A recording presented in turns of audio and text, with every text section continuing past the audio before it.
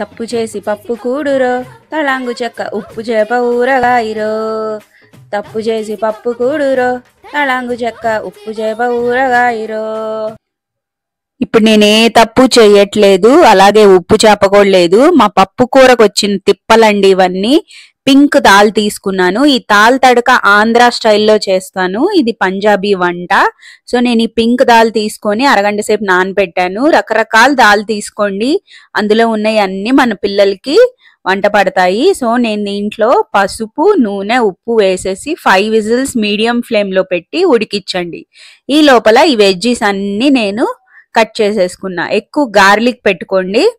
ఆ తర్వాత నెయ్యి తాలింపే వేసుకోండి. సో నేను ఇది ఉడుకుతా ఉంది, 5 విజిల్స్ వచ్చాయి. పక్కనే ఇలాంటి పాన్ పెట్టేసుకొని ఇది నెయ్యి తాలింపే వేసుకోవాలండి. సో ఇప్పుడు మేము 4 అండి, 4 స్పూన్లు నెయ్యి వేసుకుంటాం. సో ముందుగా 2 స్పూన్లు నెయ్యి ఇక్కడే వేసేసుకున్నా, ఇంకా తర్వాత దీంట్లోకి నెయ్యి వేసుకోనక్కర్లేదు. సో ఈ లోపల మనం ఒక ఇంట్రెస్టింగ్ టాపిక్ గురించి మాట్లాడుకుందాం, అత్తా కోడళ్ళు. అత్తా కోడళ్ళు అనేది చాలా ఇంట్రెస్టింగ్. ఒకప్పుడు అత్తా కోడళ్ళు కలిసి ఉన్నప్పుడు, ఉమ్మడి కుటుంబంలో ఉన్నప్పుడు అత్తా కోడలికి సరిపడేది కాదు. అప్పుడు కోడల చేత వేరే కాపురం పెట్టించారు.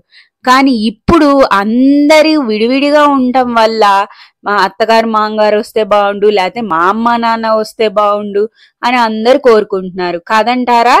టైం రిటర్న్స్ అండి, మనకి ఏది లేదో అదే మనకు కావాలి అనిపిస్తుంది. ఇంకా ఈ పిల్లల దెబ్బకి వాళ్ళు ఉంటే బాగుండు, వీళ్ళు ఉంటే బాగుండు అనిపిస్తా ఉంటుంది.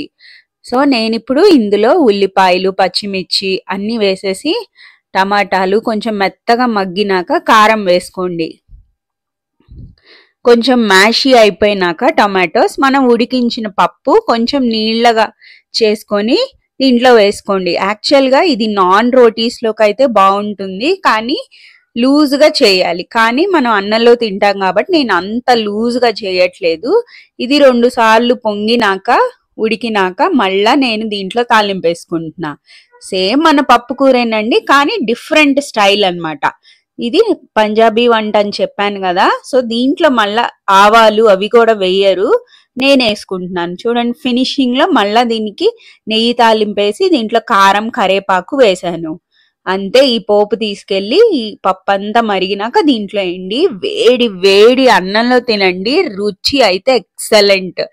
యాక్చువల్గా దీంట్లో నిమ్మకాయ కూడా పిండరండి, కానీ మనకి నాన్ రోటీస్లోకి అయితే లెమన్ టేస్ట్ అవసరం లేదు. కానీ దీంట్లో కావాలి, మనం అన్నం తినేటప్పుడు పుల్లగా తగలాలని చెప్పి నేను లెమన్ వేసుకున్నాను. వేడి వేడి అన్నంలో అలా పప్పు పైన వేసుకున్న పప్పు, ఇంకా నెయ్యి అయితే అక్కర్లేదు, వడియాలు, ఉప్పు మిరపకాయ పెట్టుకొని తింటే మా అమ్మాయి అయితే సూపర్ అంటే సూపర్ ఉందమ్మా. ఎప్పుడు పప్పు ఇలాగే చేయండి, ఒక్కసారి నన్ను నమ్మి ఇలా చేయండి, మీకు తప్పకుండా నచ్చిద్ది. ఆ తర్వాత మేము పప్పు కూర చేసుకుంటే 2 పూట్ల పప్పే తింటామండి. అలాంటిది ఈ తాల్ తడక, ఆంధ్ర స్టైల్ తాల్ తడక వల్ల పొద్దునకే అయిపోయిందండి. తప్పకుండా ట్రై చేయండి. సబ్స్క్రైబ్.